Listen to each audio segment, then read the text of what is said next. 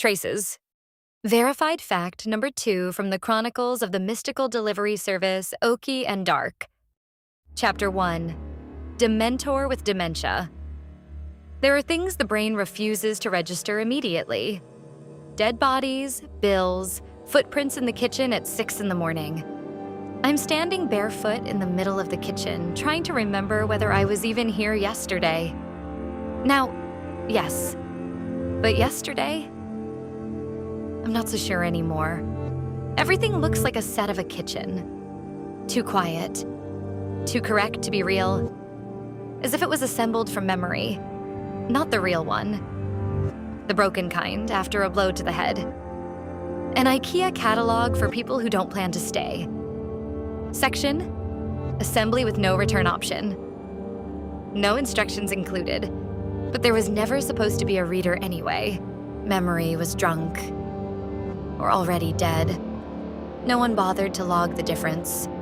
A Dementor with dementia. A fragment of a force that wants harm but forgot why.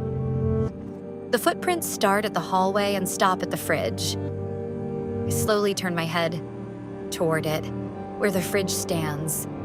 Dark is sitting at the table chewing toast, with the face of an angel being tried on all major charges at once.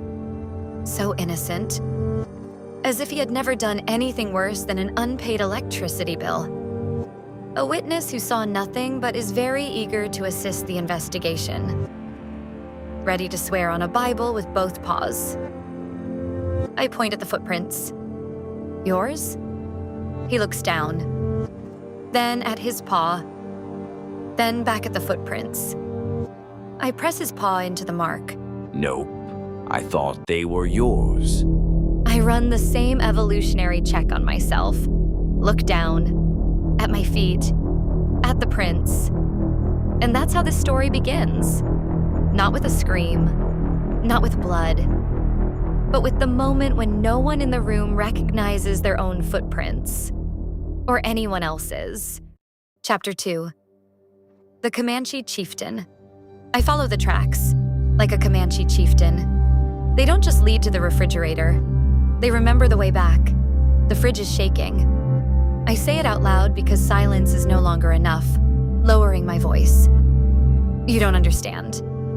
While we were asleep, we got hacked. Someone broke into the fridge. And now he's in there, inside. We were opened like a can, fast and dirty, with no respect at all. And now it behaves as if that's normal. As if it's just a regular feature. Dark doesn't move. Cat? Atonia. Like someone who already knows the ending but still wants to watch. I wonder, does the cat control its tail, or is the tail spinning the cat like a puppet? Chapter 3. An art without instructions. My room. Fear makes people look ridiculous.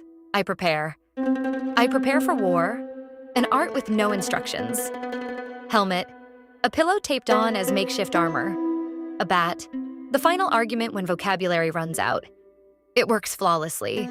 A magic wand for when magic stops working. Dark is nearby.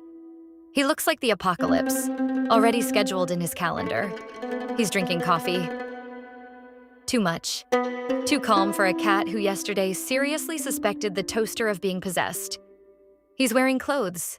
A tie. Only a tie. He believes it's enough. Enough for an official visit to hell. And so we sneak down the corridor, step by step. 3 of us. Me, Dark, and the final argument. Someone is definitely going to regret this. Most likely, us. The corridor ends where the tracks begin. We arrive at the refrigerator. It's waiting. Chapter 4. Well, fuck. We stand in front of the refrigerator. It's shaking. Not much, but enough to feel it through the skin. Fear does strange things to the brain. It forces you to invent theories you'll be ashamed to remember later. I whisper, barely audible. On 3, open it. Dark nods. I lift the bat. My hands betray me, they're shaking. This idiot breaks the agreement before I even manage to believe in it. On 3! He rips the door open, laughing. The door swings I was ready to kill anything that might crawl out from inside. Instead, I managed to die several times in a row. I stare through the slits of my eyelids, ready to see something. Inside, light. 6 bottles of beer, and nothing else. The refrigerator just stands there, silently exhaling its icy breath at us. I lower the bat. Cold air slowly spills out, like a breath from an old grave. Dark leans closer, carefully studying the contents, and says with complete seriousness, Well, fuck. I slowly turn to him. Are you serious right now? Of course, the beer is already warm. Chapter 5. Side effect. I'm angry, not at the refrigerator. I'm angry at the fact that it keeps pretending to be just an appliance. After everything, a graveyard of expired yogurts. Dark is chewing again. Only 2 kinds of beings chew like that, the innocent and the psychopaths. Sometimes there's no difference. Looks like the fridge went out drinking last night. A side effect of your magic. As if that explanation explains anything at all. I look at the refrigerator, then at the tracks, then back at it. Where are its legs? Dark takes a sip of coffee without blinking. They evaporated. At that moment, the fridge quietly hiccups. Side effect. People hide things behind side effects when they don't want to take responsibility for them. And then I notice the important thing. The tracks lead to the refrigerator, but back, no one ever came out. I snap my head around. On the floor behind us, new tracks appear. Fresh, still wet. They start at the door and end right in front of us. Subscribe to the channel